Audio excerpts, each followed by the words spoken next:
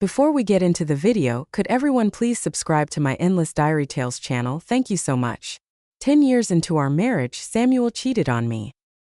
He brought his mistress's 2 children to me, saying they needed a father and that those children were pitiful. Our daughter begged him to stay, but he remained unmoved. I didn't cling to him. I took my daughter and left, afraid she might suffer, and I never remarried. Years later, my daughter met a wonderful man. My granddaughter was lovely too, and I spent my days caring for her, living a contented life. On my 60th birthday, my daughter and son-in-law told me they were too busy with work, and my granddaughter had a last-minute tutoring session, so they would celebrate my birthday the next day. But that very night, I came across a local video on social media. In a luxurious hotel room, there they were. My daughter, her husband, Samuel, and those 2 children. 6 people gathered together singing a birthday song to Samuel's mistress. My daughter even called her Monica Mom. Chapter 1. My daughter said we had to celebrate my 60th birthday in a big way. I told her not to go overboard. She insisted, saying that she had seen all my hard work over the years, and that the celebration must be grand. My heart warmed. I felt so touched. These years I raised my daughter alone, watched her grow up, then watched her get married and have her own child. My son-in-law was very filial, treating me like his own mother. My granddaughter was adorable too, always sweetly calling me grandma. I was happy. The pain of Samuel's betrayal was slowly healed by the love of my family. So when my daughter mentioned having a big birthday celebration, I was genuinely moved. I looked forward to my 60th birthday. When you get older, you like having a lively atmosphere. You crave the warmth of family around you. That's what gives life meaning. So on that day I woke up early. I tidied myself up, sent my granddaughter Sophia off to school, and left breakfast on the table for my daughter and son-in-law before they both left for work. My daughter said she and her husband would handle some work in the morning and come home early to celebrate my birthday. I stayed at home cleaning the house and waiting for them. I waited a long time, well past the time they said they would be back, but my daughter still hadn't returned. Worried that something had happened, I was just about to call her when my phone rang. Mom, something urgent came up at work for both Eric and me. It was sudden and we couldn't take leave. We probably can't celebrate your birthday today. There was deep guilt in her voice. I felt a pang of disappointment, but their careers were important, so I tried to steady my emotions. I told her, "It's okay, work comes first. You focus on your jobs. I'll pick up Sophia later." Right. I hadn't even finished speaking when my daughter suddenly spoke, interrupting me. "Mom, it's your birthday today, so take a break from everything. As for Sophia, my friend happens to be passing by the school this afternoon, and she'll pick Sophia up and bring her to my office. You should just relax at home." Thinking about my daughter's demanding job and how young Sophia still is, I couldn't help but speak up. "Maybe I should pick her up instead. You're so busy. And this little girl is at the age when she's quite a handful. She might disturb your work." Hearing what I said, my daughter seemed anxious, and her voice got noticeably louder. "Oh, come on. My friend's on her way anyway. Mom, don't worry and just rest at home. I'll take care of Sophia. I have another meeting soon, so I need to go." Before I could say another word, she quickly hung up the phone, giving me no chance to respond. I listened to the beeping tone on the other end and sighed. My daughter has been working so hard, and she's lost quite a bit of weight recently. So I went back into the kitchen, planning to make a nourishing chicken stew for her and my son-in-law. The old hen would need a long time to stew, and since I had finished all the house chores, I sat on the sofa, took out my phone and decided to rest for a while. At my age, I like to pass time by watching videos. I opened the video recommendation page and swiped through several, but none caught my interest. Just as I was about to close it, I accidentally clicked on the local section. With just one glance, I recognized the back of the woman in the thumbnail. It was my daughter, Zoe. The video was posted half an hour ago. I clicked on it without hesitation. The scene seemed to be a private room in a hotel. My daughter was standing by the table with my son-in-law, holding Sophia. All 3 of them were smiling. Zoe turned her head slightly, and the camera shifted to the side. And then I saw Samuel. If you asked me who I hated most in my life, without a doubt, it would be Samuel. We were in love when we were young, and I thought we'd be happy together for a lifetime. until the 10th year of our marriage, when his first love's husband died in an accident, leaving her and their 2 young children alone. At first, he helped them in secret without telling me. When I found out, we had a huge fight, and he yelled at me with a red face, saying I was heartless. Later, he held his first love's 2 children in his arms and handed me the divorce papers. He said, "Joel and Helen are too young. They can't grow up without a father." So he wanted to divorce me, get back with his first love, and be a father to those 2 children.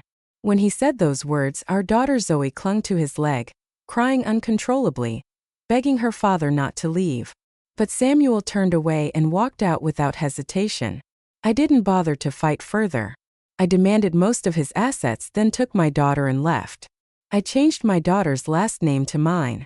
Fearing that a stepfather might mistreat her, I never remarried. I focused entirely on raising her, watching her grow up, go to college, fall in love, get married, and then give birth to little Sophia. And through all of this, Samuel never showed up. Occasionally, I heard that he and his first love never had more children, raising those 2 kids as their own, devoted and hardworking. Zoe once told me that she hated Samuel just like I did. I thought that having memories of our divorce, she would remember my pain and avoid them like a plague. But I never imagined that they would still be in contact in secret. Not only that, I watched the video where Zoe and Samuel stood together. They were talking quietly without a trace of hatred.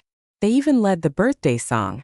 My son-in-law and Sophia clapped along, and those 2 children, now grown up, joined in singing as well. The woman they all surrounded was Samuel's first love, Monica.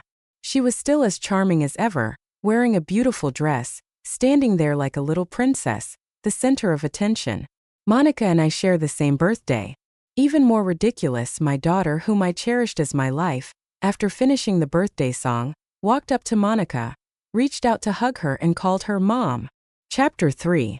I threw my phone to the ground, and the video continued playing in a loop. My chest hurt, but even more than that, I was filled with disbelief, desperately trying to find an excuse for myself. The daughter who had been by my side through everything had witnessed her father's cold-heartedness and seen how Monica pretended to be an innocent damsel, saying sorry while stepping into our lives and destroying our once complete family. So how could she call that woman Mom? I couldn't believe it. I sat on the sofa for a long time until the unpleasant smell from the kitchen reached me. The chicken soup had boiled dry. I hurriedly turned off the stove, and in my distressed state, I reached for the pot with my bare hand, burning a large patch of my fingers. I was just about to treat the burn. Suddenly, the doorbell rang, and when I opened the door, I saw the delivery man holding a cake. The cake was the one I ordered for myself, a small one. As one grows older, it's easy to feel sentimental. So, after getting off the phone with Zoe, I had ordered a small cake online. A one-person celebration. Still a celebration nonetheless. I placed the cake on the coffee table and put a few candles on it.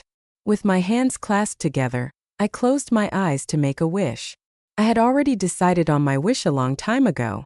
I hoped that my precious daughter would have a happy and smooth life, that my son-in-law would always love my daughter, and that dear little Sophia would be healthy and smart. That was the wish I originally intended to make. But now, as soon as I closed my eyes, all I could see was Zoe lying to me about having to work late, only to turn around and take her husband and granddaughter to celebrate Monica's grand birthday. In the video, Monica was surrounded by all of them, having a grand time just like a real family. Unlike me, now sitting alone, cold and deserted, like a clown, like a joke. The child who was once part of me had turned into a knife, stabbing me right in the heart. It hurt too much. When you grow old, you become easily sentimental, and my tears betray me. While wiping away my tears, I made a new wish.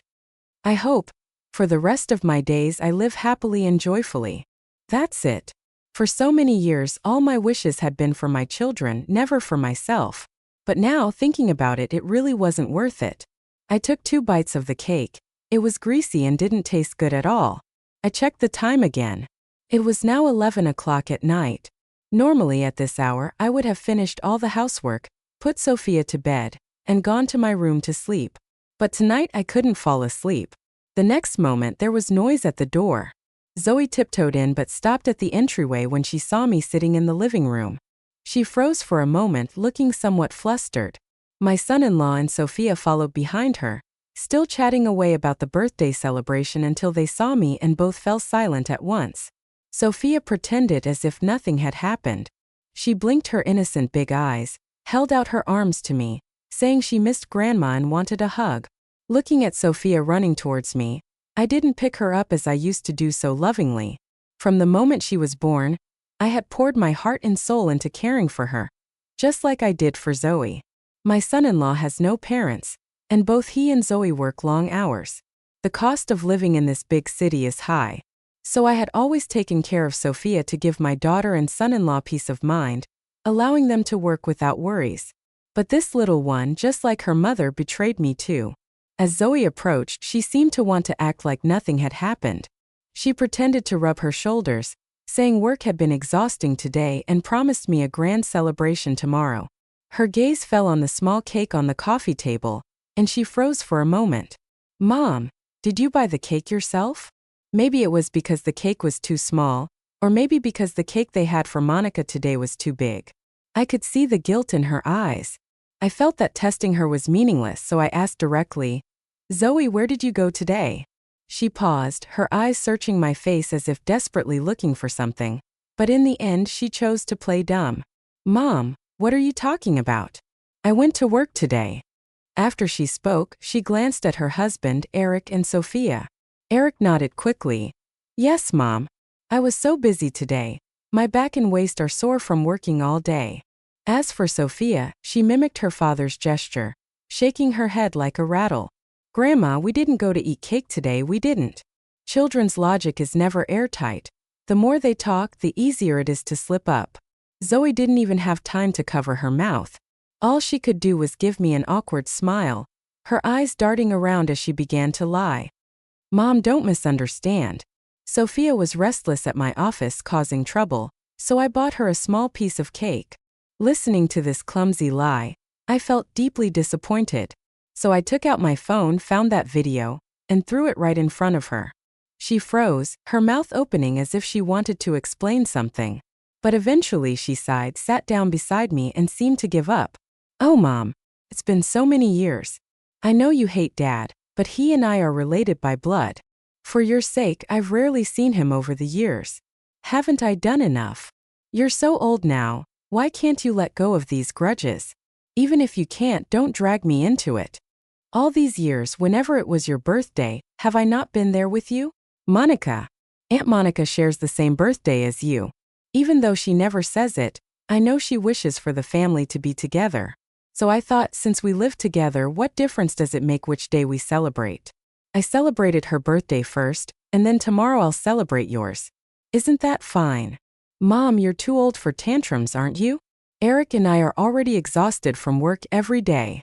Being with Dad makes things a bit easier for me. But look at you now, can't you think about me for once?" Hearing my daughter's complaints, my already cold heart grew even colder. So I asked her, "Are you blaming me for stopping you from reuniting with your father?" I looked at Zoe. She looked nothing like Samuel. She resembled me much more. So back when we divorced, Samuel gave all his fatherly love to Monica's 2 children, especially the daughter, Helen. The first time I saw her, she was only 6 years old, but her expressions and demeanor were exactly like Monica's. That's why Samuel loved her the most. Back then, Zoe cried hysterically, curling up in my arms, asking me over and over again, "Mom, why doesn't Dad want me? Why does he want to be someone else's dad? Doesn't he love me anymore?" At that time, seeing her cry felt like my heart was shattering. My child, whom I carried for 9 months, had to face such an irresponsible father. It was too sad. But now looking back, all of it seems like a joke. Zoe listened to my words and, seemingly unaware of the change in my tone, began to act spoiled as she usually did. "Mom, that's not what I meant. But think about it, Dad is getting old now. No matter what, I still have half of his blood in me. No matter how much resentment there was, so many years have passed. Shouldn't it fade away? And Monica, Mom." "No, Aunt Monica, she is actually a good person. Back then, she took Dad away because she was worried that Joel and Helen wouldn't have a father. But later, she even said sorry to me, and she buys me gifts, treats me like her own daughter. Regardless of all the grudges, you're so old now. Why hold on to such old grievances?" Listening to my daughter's complaints, I felt it was absurd. The father who once abandoned her without looking back was the one she cried for late at night, asking why he didn't want her. And Monica, who knowingly became the other woman, gave Zoe just one gift, and that was enough for her to let go of all the past resentment. So I shook off her hand directly. Zoe, so in your opinion, my not forgiving Samuel and Monica means I'm just being unreasonable? My daughter nodded as if it was only natural. Of course. I was so young back then and I've forgotten all the hatred. Now when I close my eyes, all I can remember are the good times with Dad when I was little. Those were happy times. So Mom, I hope you can forget too. Let's be a family again like we used to be. Aunt Monica is really nice. Maybe you could even be sis. Before she could finish speaking, I slapped her across the face. She screamed and quickly stood up, covering her face as she shouted at me. Mom, why did you hit me for no reason? With your terrible temper. No wonder Dad prefers gentle and quiet Monica. After saying that, she ran into her room crying, and my son-in-law and Sophia hurriedly followed to comfort her. The door wasn't closed, so I could vaguely hear their conversation. Old and muddle-headed. Holds on to grudges forever. Bad-tempered old lady. So annoying. There were many more words spoken by the daughter I had loved for half my life. At that moment my heart truly died. So I stood up, went to my room, packed my bags and left the homeowners chat group on my phone. My daughter and son-in-law had worked hard for many years, but the housing prices in the capital were too high. Even now, they are still paying off their mortgage every month. I pitied them and every month I used my pension to help them out, covering their mortgage, and also paying for utilities, groceries, even Sophia's tutoring classes. It was all money I had been providing. Now, since I have chosen to leave, I certainly won't be giving them money anymore. Whether or not they can afford it without my help is no longer my concern. In addition, I actually have another property which I never told anyone about, not even Zoe. I bought it to guard against my son-in-law, fearing he might turn out like Samuel, so I kept the property in my name, planning to transfer it to my daughter after I passed. Now it seems there's no need, and that property will be my future home. With my generous pension every month, I can actually live quite well on my own.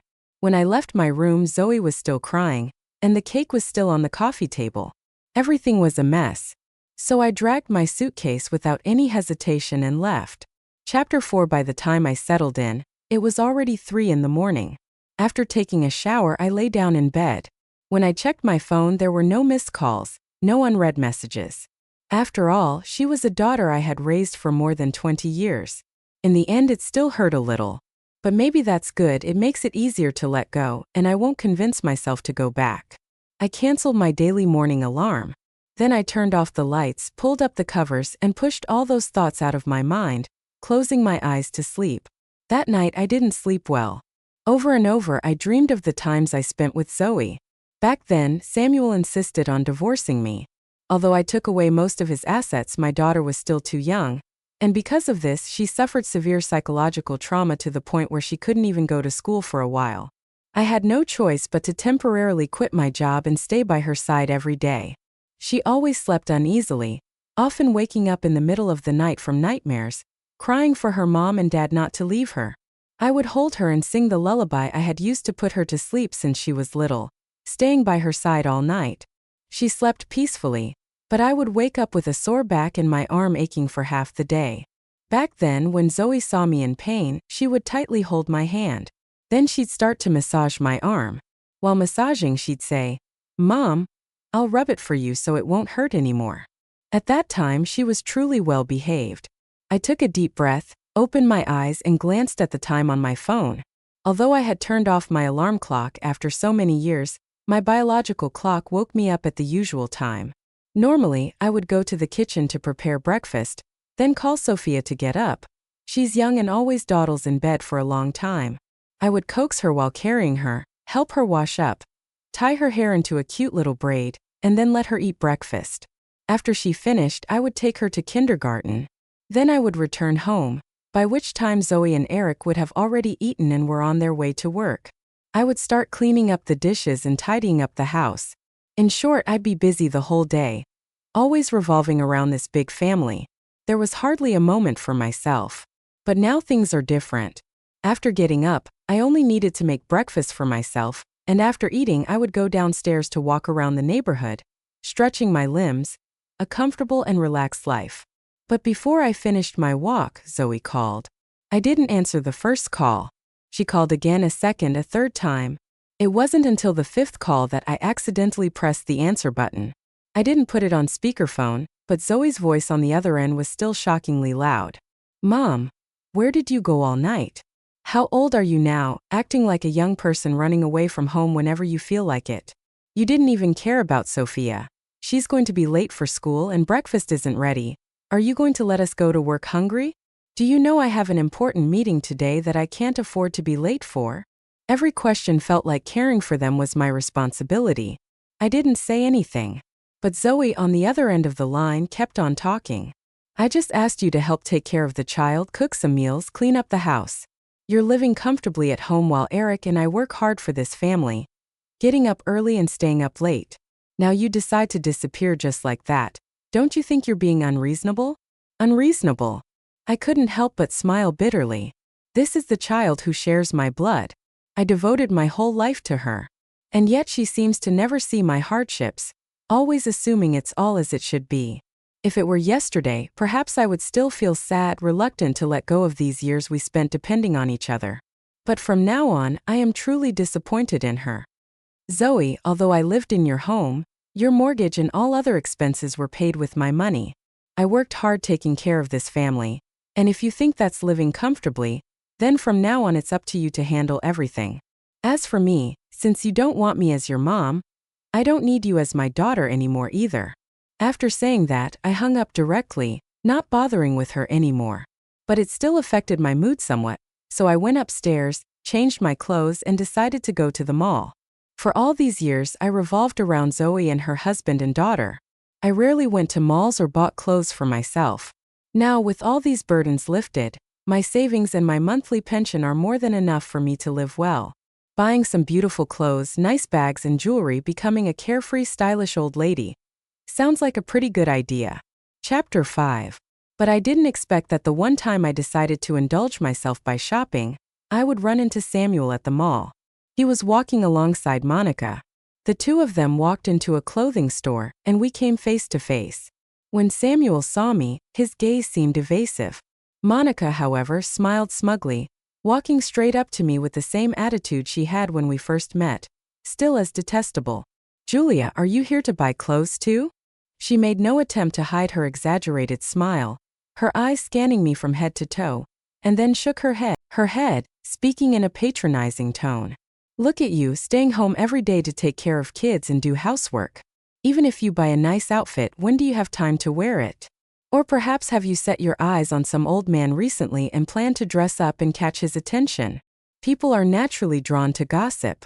Her voice was loud enough that many of the other customers in the store couldn't help but look over. For this woman, now the old mistress, I had no intention of being polite. As more and more eyes turned to us, I exclaimed, "How could I compare to you? Back then, your husband had just died, and you threw yourself into my husband's arms with 2 children in tow. With skills like yours, I could never learn even after all these years." People present who had lived through life's ups and downs had enough experience to understand the deeper meaning, even if it wasn't spelled out clearly. A customer who had just entered the store exclaimed, "Oh, so she's the old mistress." Upon hearing this, Monica's face turned bright red.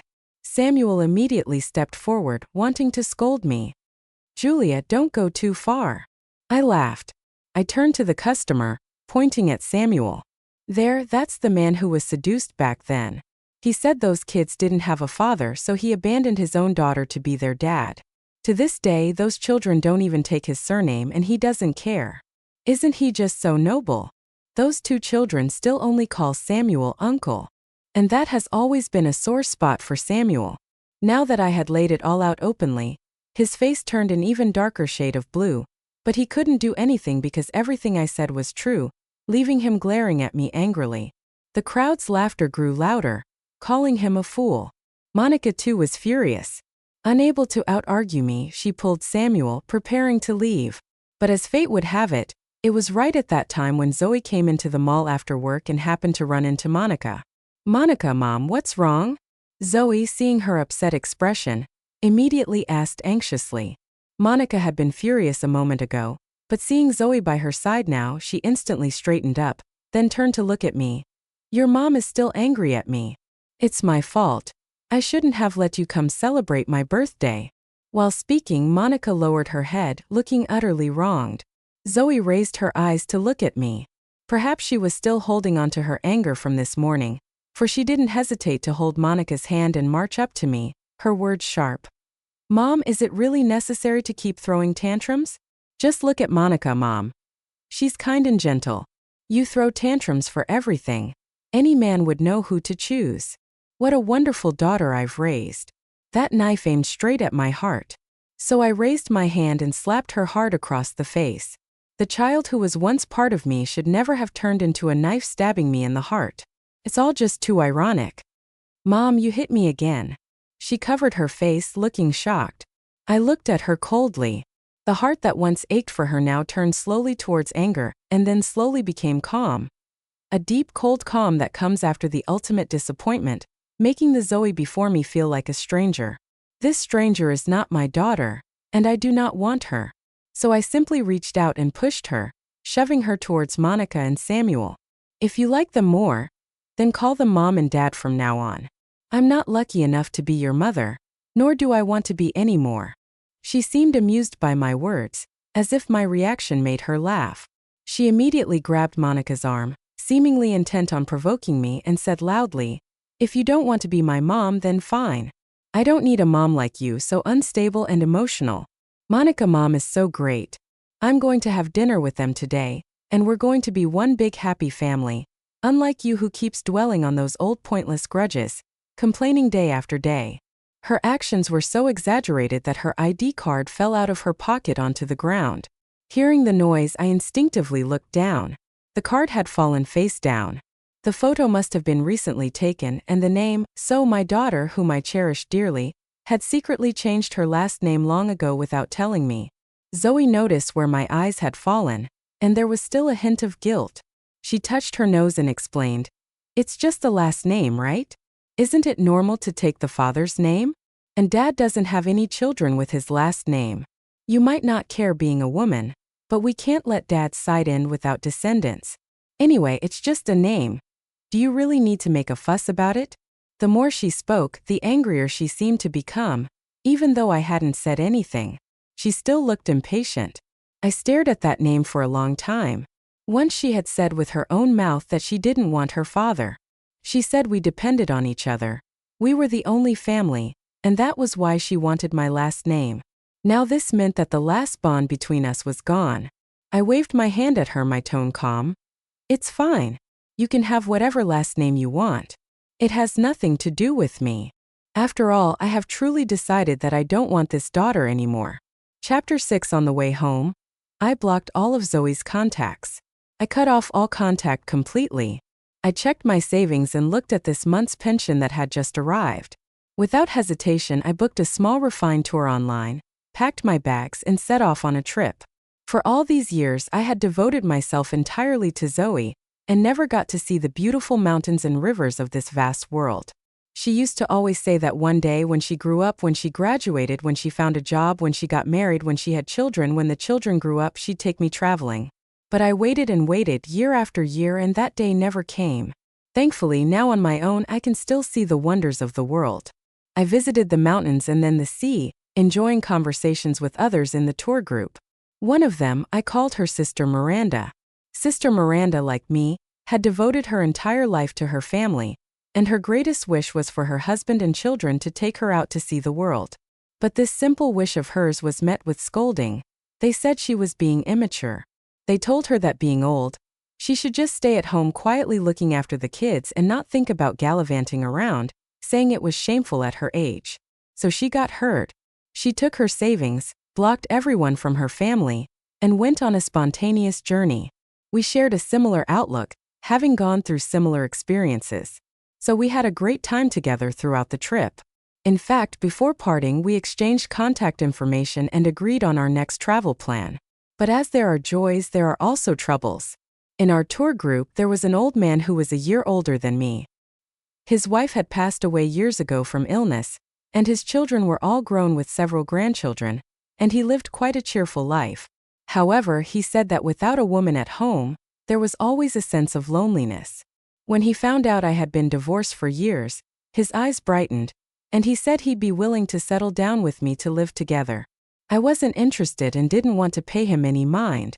Yet he followed me all the way to my doorstep, dragging my suitcase back home, not even having unpacked yet. I saw him standing at my door holding a large bouquet of red roses. Julia, look, we're about the same age. You're divorced and I don't have a wife. How about we just live together? I really like you and I'll hand over all my savings to you. I won't ask for much. My sons and daughters will take care of the grandkids. You'll just need to take care of me, do some laundry, cook, and join me for walks now and then. If my kids are busy, you can help look after the grandkids. It's quite easy. Listening to his words, I took a deep breath. If I were 20 years younger, I'd have grabbed a mop and swung it at his head. But now that I'm older, I'm afraid I'd throw out my back before I even lifted the mop. So I simply called security to have him thrown out. Julia, why are you being so heartless? Don't you like me? Even though I'm in my 60s now, I'm still a handsome old man. You'd have some status taking me out. You've been without a companion for so many years. Aren't you lonely? As the security guard escorted him out, he struggled and kept talking. I had finally had enough and swung the trash bag I was holding at him. The commotion was so loud that Zoe, who had just entered the community, spotted me immediately. Mom, what are you doing here? She asked, quickly walking towards me. I had just returned from a 3-month vacation, feeling relaxed and having gained a few pounds. Unlike her, who looked haggard, clearly having lost weight. I didn't say anything. She came up to me, looked at the old man still struggling nearby, and seemed to realize something. She pointed at me right away. Mom, how old are you and you're still thinking about finding a companion? Don't you have any shame? Her eyes were full of condemnation, and she looked furious. Then she started hitting the old man with her bag, telling him to get lost. While hitting him, she yelled, Mom, are you out of your mind? At your age, if an old man is interested in you, it's probably just for your money, and here you are foolishly falling for it. After driving the old man away, she looked back at me and pointed at the community behind me. What now? You refused to answer my calls all this time, and now you're renting a place here, living your life in style. She seemed to have realized something, clearly unhappy. Then she said, You're living carefree, doing nothing while I'm at home struggling with work and raising a child at the same time. I'm overwhelmed and all you do is make things harder for me. You won't take care of the child, you won't do the housework, and you go off enjoying yourself, messing around with some old man. You're really such a great mom. The sarcasm in her words was all too clear. I looked at her, my gaze cold. I told you last time if you like Monica more, then go be her daughter from now on. As for me, I don't want to be your mother anymore. And as for all your mess at home, I have no obligation to take care of it, understand? Listening to my words, she seemed to finally realize that I was serious about my decision. But she still couldn't help but rebuke me. What do you mean you're not my mom anymore? We're connected by blood. I was born from you, so I'm definitely your daughter. Just come back home soon, there's a pile of mess at home. You used to pay the mortgage and the utility bills, and now you suddenly vanish without a trace. Do you know how lost this left Eric and me? We don't make much money to begin with, and we still have to raise a child. We haven't saved a penny these past few months. It's all your fault. Listening to her accusations, I slapped her across the face again. Get lost. I was truly disappointed, so I didn't want to hear another word from her. I turned and walked away. She covered her face where I had slapped her and stomped her foot in anger. Mom, are you serious right now? I was just telling the truth and you hit me for it. No wonder Dad didn't want you back then. That remark made me stop in my tracks. I turned around and she looked at me, her eyebrows raised as if expecting me to soften. I threw the other bag of garbage, the one I hadn't thrown yet, right at her head. Zoe, back then when Samuel wanted to divorce me, it was because he was blind. He was a scumbag. Between him and me, it was just a piece of paper, and once it was torn, there was nothing left. But you're different, you're connected to him by blood, and he still chose to abandon you for children who weren't even related to him. Deep down, you know who the real fool is.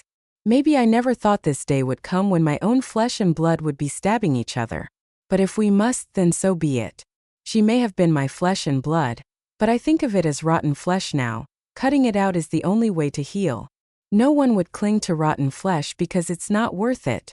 Zoe is not worth it. I turned away again, and her face turned red with anger. She was about to say something else, but suddenly her phone rang. She answered it, then shouted in shock. What? The house is on fire. She immediately turned and ran back. The woman who came with her also ran out, shouting as she went. Miss, are we still seeing the house today? Chapter 7. Eric's parents passed away when he was young, so after he and Zoe got married and had a child, I moved in with them. I took care of the child and also took care of their lives. So I had lived in that community for many years and knew quite a few people. Especially Lily. She was the one who loved gossip the most in the community. Whenever something new happened in the neighborhood, she was always the first to know and would share it with us, her old friends. Like this time when Zoe's house caught fire, within half an hour, Lily called me via video. We had always gotten along well. Even after I moved out, she would often check in, telling me not to hesitate to ask if I needed any help, so I wouldn't ignore her video call. As soon as I picked up, I saw her excited face, the video aimed at Zoe's apartment window. Julia, your ungrateful daughter. Bad luck's caught up with her. She chuckled, then began to tell me everything that had happened over the past few months. Back then I went on my tour. Zoe couldn't find me and was still furious after being slapped several times by me, so she kept in contact with Monica. Monica's 2 children still hadn't gotten married. Joel was a troublemaker. Never liked studying and now didn't like working, lounging around the house all day. As for Helen, she didn't want to work either, always dreaming of marrying a rich man. When Monica saw that Zoe had bought a large house, even though it was still under mortgage, their family circumstances were already quite good. So she decided to send her 2 children to Zoe. She said it was because, as a family, they should spend more time together. Monica's children didn't hold back. Every other day they'd show up at Zoe's house, always arriving empty-handed and leaving with a bunch of things. Joel even invited a group of friends over to throw a party. The place was a mess, filled with smoke and chaos. Eric was furious. He had a big fight with Zoe, but Joel continued his behavior without caring. This time Joel quietly brought people over again. They drank heavily, and one of them, while lying on the couch smoking, kicked over a half-empty bottle of liquor. The cigarette ash ignited the couch, and with the spilled alcohol on the floor, the fire quickly spread. Eric came home just in time to see thick smoke pouring out of the window. Joel barely managed to run downstairs, and when he saw Eric, who had just gotten home from work, the first thing he did was curse at him. He blamed the poor quality of the house for nearly killing him and demanded compensation. Eric was enraged and started fighting him on the spot, and even with a bunch of people trying to pull them apart, they couldn't be stopped. When Zoe returned, Joel and Eric suddenly stopped fighting and both turned their anger on Zoe, cursing her furiously. In short, after the chaos, the house was uninhabitable for the foreseeable future. Zoe originally planned to stay at Samuel's place for a while, but he outright said there was no room for them and told them to go stay in a hotel, not giving them even a shred of consideration. A group of people sat under the apartment building, munching on sunflower seeds and watching the drama unfold. Lily aimed her camera right at them, giving me a live broadcast. At the end, Lily said to me, "Bad people meet their match eventually. Don't soften up a daughter like that. It isn't worth feeling sorry for." I nodded, indeed feeling nothing for her. After all, my disappointment had reached its peak. Watching the video of them entangled in their arguments, I just found it ridiculous. Family ties had become incredibly ironic at that moment. Chapter 8. In the end, Zoe won the battle. She moved her family in with them, thinking it would prove her decision was right. But what she didn't know was that this decision would ruin her completely. As for me, after that video call with Lily, I stopped paying much attention to Zoe's matters. I recently found a new hobby: handmade ceramics. Going to a workshop and shaping various cute little crafts, it really helped me relax. I went for several days in a row. And wouldn't you know, right next to the ceramic workshop was a hotel. Just as I was leaving the ceramic studio with my fired pieces, I happened to see Zoe at the hotel entrance. And standing right in front of her, half-dressed, were Eric and Helen. "Eric, we've been married for 7 years. I even gave you a lovely daughter. How could you be with Helen behind my back?" she shouted at the top of her lungs. Sophia, holding her hand, seemed frightened. Helen's clothes weren't even properly adjusted. Over the years she had dated several boyfriends, and she was always carefree. Even with all those eyes on her, she showed no sign of embarrassment. She even leaned against Eric in front of everyone. "Zoe, you're just an old haggard woman now. No one's there to help you with the child, and you had to quit your job to stay home. You don't even take care of yourself anymore. How could Eric not be tired of looking at your face every day?" Then she threw a flirtatious glance at Eric beside her. "Eric, do you prefer this old woman? Or do you prefer me?" Helen was charming, and above all, she was young. All this time, Eric and Zoe had been arguing constantly, and their relationship had already developed deep rifts. Now caught red-handed, Eric showed no guilt whatsoever and said bluntly, "Zoe, what are you making a fuss about? You should be at home taking care of the kid instead of running around. Which man doesn't cheat?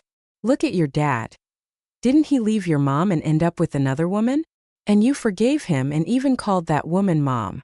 If you could accept it back then, why can't you accept it now?"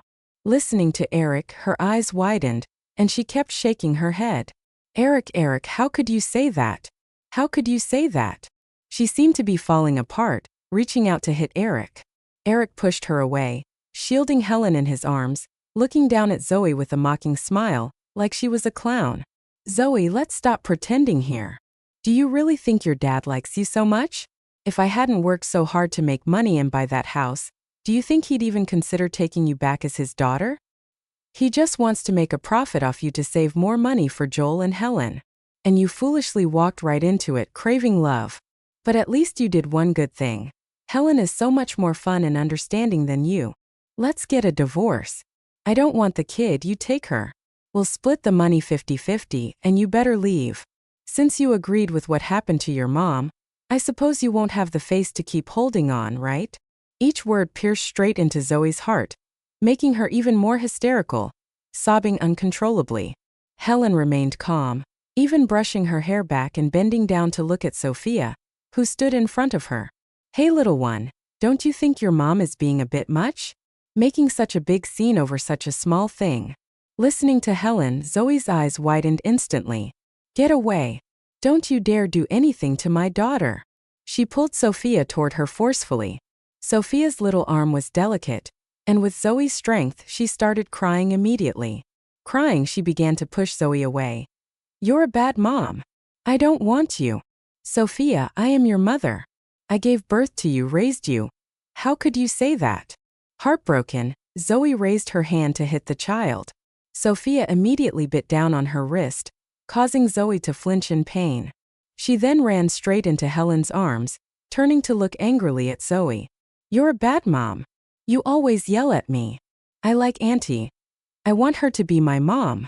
Hearing this, Zoe's eyes widened. She seemed like she wanted to say something, but her gaze suddenly met mine from within the crowd. In that moment, her eyes were complicated, full of ridicule. Perhaps she finally realized. The things she had once said to me were now coming back around, hitting her right in the heart. Chapter 9. After witnessing the whole scandalous affair, Lily spent the day relishing the gossip and sent me dozens of 60-second voice messages, all of which were more or less about the things I had seen today. Since the house caught fire, the family of 3 had moved into Samuel's house. With cracks already present in their marriage, constant arguments ensued, and with me gone, someone had to take care of Sophia's pickup and drop-off from school. Eventually, Zoe quit her job to focus on being at home with the child. Helen had her sights set on Eric's income. Over time, with intentional flirting, the two of them hooked up. Samuel and Monica knew about it, even helping cover for them. Even Sophia had seen them a few times, but a lollipop was enough to keep her quiet. In short, as the chaos unfolded, Zoe, knowing everything, was thrown out by the entire family, and even her beloved Sophia cried and refused to go with her, turning around to run into Helen's arms, calling her Mom. As I was returning to the community from my walk, I saw Zoe at the entrance. She was squatting in the corner, and when she saw me, she looked like a pitiful little kitten that no one wanted. She reached out, tugging at the hem of my skirt, and pleaded, "Mom, I was wrong. Can you forgive me?" I looked at her, my daughter, who in some sense was closest to me. If it were before, I would have felt heartbroken and then, without hesitation, taken a knife to Samuel's house. Even if it cost me my life, I would have avenged my daughter. But everything that had happened before had already made me realize that perhaps this ending was her own karma. So as I watched her tears fall, I truly felt nothing. It was as if a stranger was shedding a couple of worthless tears, trying to use this display to make me forgive her, to move back into my home, to return to how things were, where she didn't lift a finger and I treated her like my precious darling. But why should I? She may have once been my precious child, but now she no longer is. So I shook off her hand, feeling no emotion at all, and calmly said, "You're calling the wrong person. I'm not your mother. I did have a daughter in this life, but in my heart, she died a long time ago. As for you, go back to wherever you came from. Don't show up again or I won't hesitate to call security. Understand?" After saying that, I ignored her desperate cries and went straight home. Chapter 10. Zoe came looking for me several times after that, but I refused to see her. I had already made up my mind about not having her as my daughter. She must have sensed how firm my decision was. Eventually, she stopped coming. And I continued my life, taking walks, making ceramics, or going shopping for a few nice dresses. Life. It's time I finally enjoy it properly. And when I heard news of her again, it was half a month later. Zoe had suffered a lot as a child. She had always been somewhat mentally fragile. Back then, I had stayed with her day in and day out until she became cheerful and lively again. Now she had been abandoned by everyone. Even her beloved daughter didn't want her anymore. Under the pretext of giving up everything, she gathered the whole family together, saying it was for one last reunion meal. After the meal, she said she'd leave alone for another city, never to return. And that meal she prepared herself. And the ambulance, it came that night. Zoe bought a lot of rat poison, paraquat, and various kinds of toxic substances that she could buy on the market. She mixed it all together and put it in the dishes. And while everyone was suffering from the poisoning, she sealed the doors and windows and turned on the gas. By the time they were found, everyone was foaming at the mouth, unconscious on the floor. With all the toxins mixed together, even if they hadn't eaten much, it was too late when they were discovered. Not a single one of them survived to see the next day. Even 6-year-old Sophia lost her life. The news made national headlines and the public dug into their past. They learned that Samuel was nothing but a scumbag, that Monica had risen as a mistress, that Joel was a thug, loved fighting and harassing girls, utterly repulsive, that Helen loved to steal other people's boyfriends, just like her mother, that Eric was also a scumbag, despised by everyone, that Sophia, even at her young age, was chillingly cold-hearted, that Zoe, blinded in her heart and mind, ultimately faced the consequences of her actions. The whole country knew about them. This group of people so vile that everyone wished they could spit on them. As for me, I also made a brief appearance on the trending searches. I took the opportunity to start a live stream making ceramics online, and there were many viewers. Some people thought I had suffered too much and sent me a lot of money as gifts. I donated all the money I earned from the live stream to help others in need. As for myself, from then on I had no attachments, free from any burdens, living a carefree and happy life.